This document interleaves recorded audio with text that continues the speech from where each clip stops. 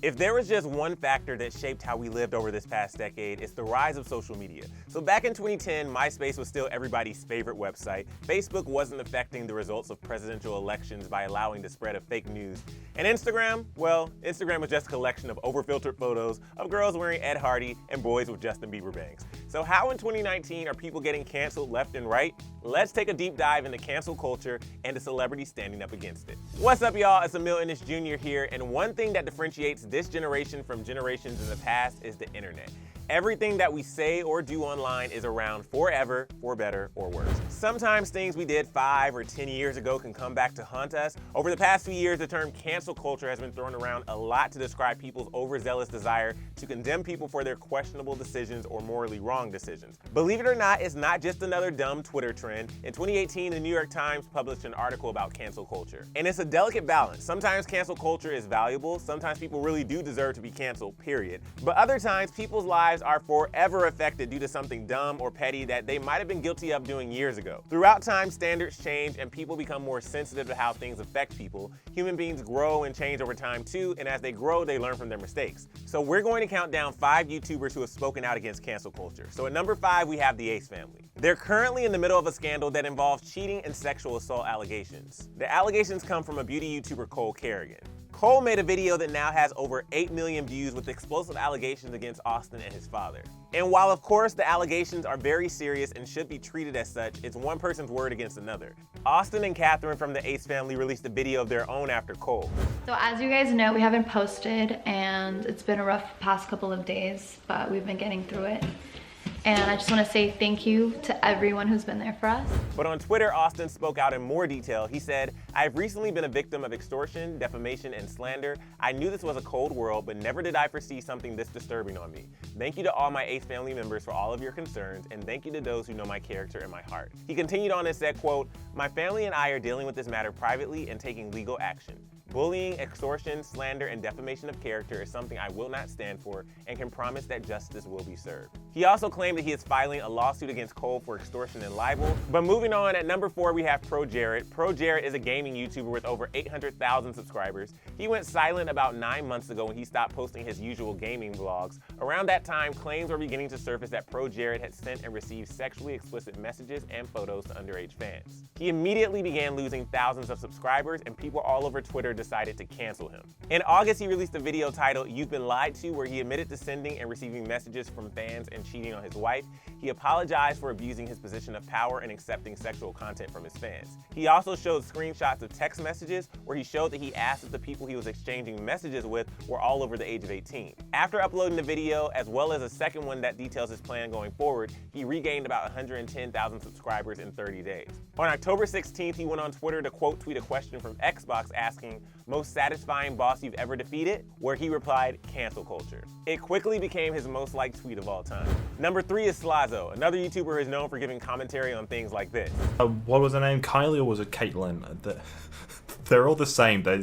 They're grown in test tubes, those people. He has over 800,000 subscribers on YouTube, and this past June, his ex-girlfriend Shay released a twit-longer statement about how he was abusive and pressured her to have sex while they were together. It began, "Hello, this is Fizzy Pop, or as some of you know me as Shay." She continued, "Michael would often yell or become upset when I refused or said I was not in the mood. To this, the only way to calm him was for me to send him images or undress on camera. We live 3 hours away from each other by train, so most of the time it was our only contact." Various accounts like this one publicly backed Fizzy Pop's statement and bombarded Lazo by calling him a rapist. But it turned out that this wasn't accurate because the two teens allegedly never even had sex in the first place. So after Lazo released a video telling his side of the story, people flipped sides again and started going after those who were standing up for Fizzy Pop. It got to be so bad that the person who runs that anime account I just showed you threatened to take their own life over online abuse. A large percent of the YouTube community, no matter how big or small their accounts are young people. Young people who are very impressionable and spend a lot of their time online, which is of course not a bad thing, but it can turn really ugly when suddenly a whole community is turned against you for sharing your opinion.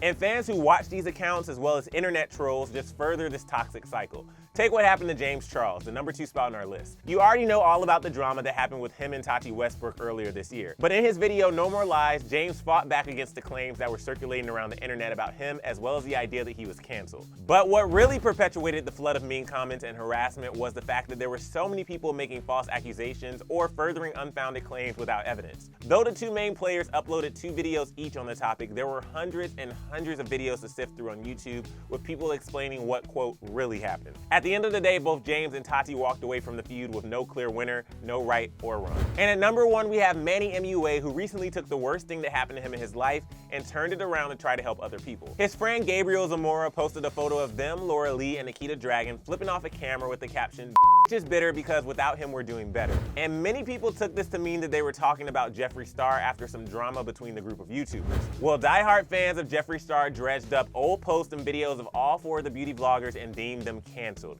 It came to be known as Dramageddon, a cute name for the months of shame that they went through. At the end of the day, after each of them losing hundreds and thousands of subscribers and endorsements, they each released an apology video that was met with mixed reviews.